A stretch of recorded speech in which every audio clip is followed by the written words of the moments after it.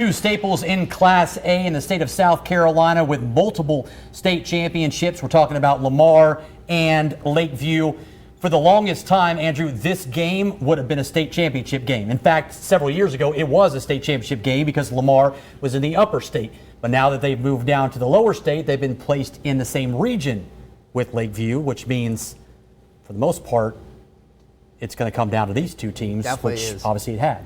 And it's always a fun time when these two come together. It's really always paid out every time this matchup comes on the calendar. Yep, and tonight's didn't disappoint because you knew that it was going to be a hard-fought matchup between these two historical programs. And with that, let's play for a region championship, shall we?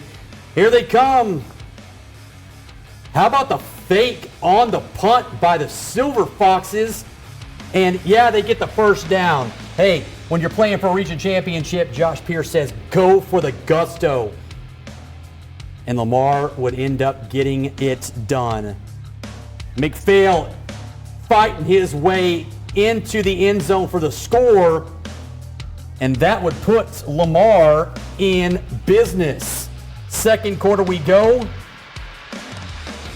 Yep, they're not done. Quick handoff. Stevenson pushes his way in for another touchdown. That would put Lamar up 14-7, and that would end up being your final score. Just 3 touchdowns in this one, and Lamar got the one that mattered because they win it 14-7 to win that region championship as they win it outright. And they're 4-0, and they conclude the regular season 7-3 because their bye is next week.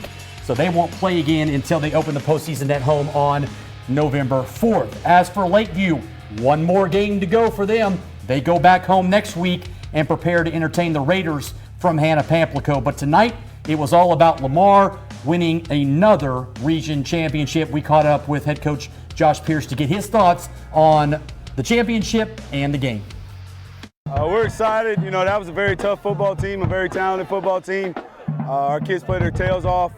Got it done in the second half. Yeah, well, you know, they took it down on that first drive. We've been telling our kids all week that we got to settle in after the first drive because they got to get used to the tempo of what they do. That's hard to simulate in practice, all the stuff that they do. So once they settled in and kind of got used to the tempo, we were able to make the quarterback pat the ball a couple times, throw it in the air, and make some plays on it.